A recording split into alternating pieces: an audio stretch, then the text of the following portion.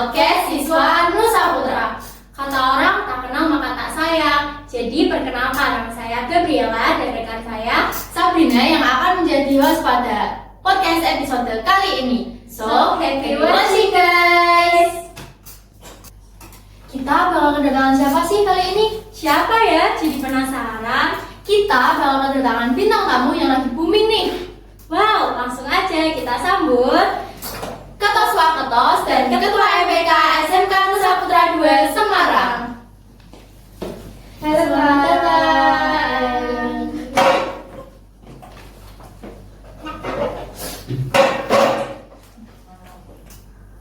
Terima kasih untuk para bintang tamu yang sudah menyempatkan waktunya untuk hadir pada podcast kali ini. Kami bertiga juga mengucapkan terima kasih karena sudah diundang dalam podcast kali ini. Semoga podcastnya sukses selalu. Terima kasih, dan selanjutnya boleh nggak sih perkenalkan diri dulu, dimulai dari ketua asisnya dulu nih. Halo semuanya, saya Kila Aureliana Syala, biasanya dipanggil Kila. Saya menjabat sebagai ketua OSIS. Halo semuanya, saya Putri Kusmandini, biasa dipanggil Rini. Saya menjabat sebagai wakil ketua OSIS. Halo semua, perkenalkan saya Sri Nur Alfitriani, bisa dipanggil Fitria, menjabat sebagai Ketua MPK SMK Nusa Putra 2 Semarang.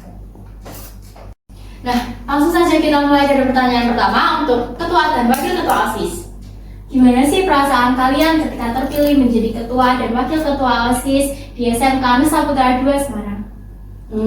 Pastinya mixed feeling dan gak nyangka banget karena kan dari paslon 1 dan 3 ya, itu udah menurut saya udah keren juga, tapi ternyata pilihan dari siswa dan siswa SMK Nusa Putra 2 ngasih amanat kita untuk jadi ketua dan wakil OSIS. Kalau dari Tini sendiri gimana?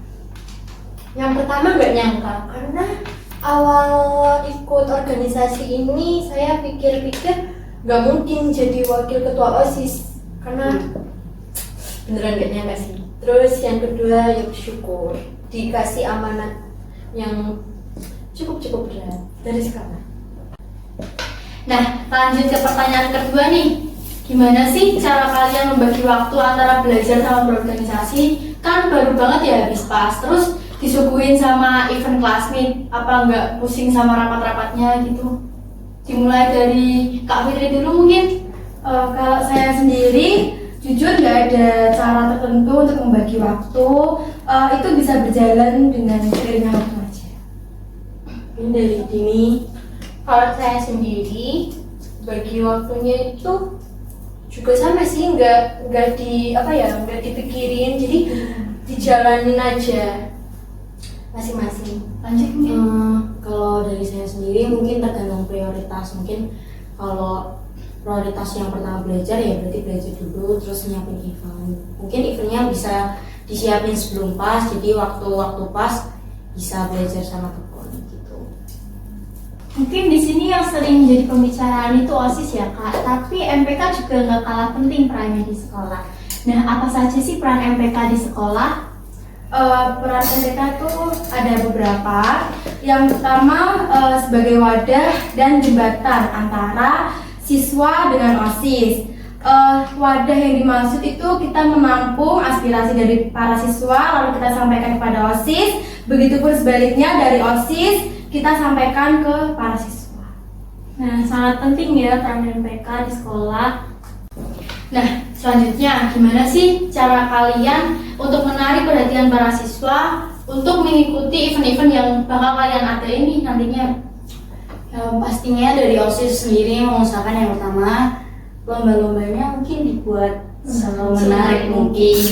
Terus juga yang kedua kita mengusahakan banget untuk setiap event diadakan yang namanya door prize. Jadi dari siswa dan siswi SMK Nusa Putra sendiri itu ada ke-excitedan ya untuk mengikuti event dari OSIS. Jadi mereka juga kalau ada waktu-waktu senggang gitu bisa Duduk dengerin nomornya biar keluar.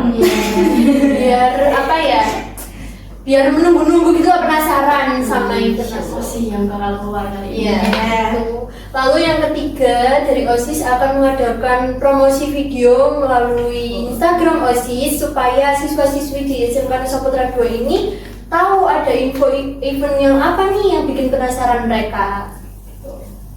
Jadi Jadi jangan lupa ikutin IG OSIS. Stay tune. Follow IG OSIS ya guys. Oke, selanjutnya, apakah selama jadi ketua dan wakil ketua ada kendala yang dialami?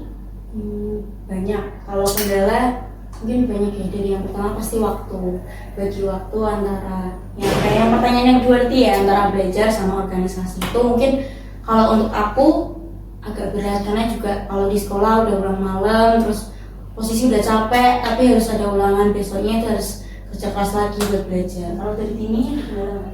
Kendalanya sama dari waktu juga karena saya kebanyakan mengerjakan tugas itu kan sendiri nih, terus habis gitu tiba-tiba harus ada rapat mendadak, terus bagi waktunya agak ribet juga sih, tapi alhamdulillah bisa dijalani. Itu mungkin salah satunya. Kalau dari Mbak Fitri ya? Kalau kendala sendiri sih, menurut saya kurang ada ya. Mungkin agak berbentrokan dengan acara yang lain, mungkin itu satu. Terus selanjutnya selain itu sih nggak ada sih menurut saya. Semoga nggak ada ya. Amin, berjalan dengan sukses-sukses dan Amin. Lanjut untuk ketua MPK nih, gimana sih cara MPK biar bisa nyalurin aspirasi siswa kayak event-event gitu, kayak kegiatan event klasik nanti? Rencananya dari MPK sendiri itu akan mengadakan kotak aspirasi. Jadi kita bikin kotak untuk keliling ke kelas-kelas agar mereka bisa menyalurkan aspirasinya. Ingin seperti apa sih event yang akan berlangsung itu. Nah, kita menyalurkan ke OSIS mungkin dengan cara pertemuan atau rapat. Kalau mewujudkan sendiri itu tergantung dari OSISnya. Mereka akan memilah mana yang bisa diwujudkan dan mana yang tidak bisa diwujudkan sesuai dengan kondisi. Oke. Selanjutnya, apa yang ingin kalian sampaikan kepada anggota-anggota kalian yang lainnya? Mungkin bisa dari Dini dulu. Terakhir nih, yuk terakhir. Yang pertama, semoga anggota-anggota ASIS dan anggota MPK lebih maju, lebih jaya dan sukses. Terima kasih. Lanjut mungkin. Kalau dari saya sih mungkin yang pertama jangan dilupain tugasnya sama punya rasa tanggung jawab yang lebih besar di tahun depan. Mungkin itu aja. Kalau dari Mas, dari Kak Fitri. Ya sama kayak Akila juga, intinya jangan tinggalin sih kayak lupa sama tanggung jawabnya masing-masing. Kalau dari Gabriela sendiri selaku anggota OSIS sendiri, Ya, yang penting selalu sama sih sebenarnya, selalu bertanggung jawab aja sama tugasnya. Jangan sampai miskomunikasi. Betul, itu yang paling utama. Komunikasi itu sangat penting. gak ada komunikasi hancur. Iya. Ya, kasih. Sekian nih bincang-bincang kita pada podcast kali ini. Terima kasih udah hadir pada podcast kami kali ini.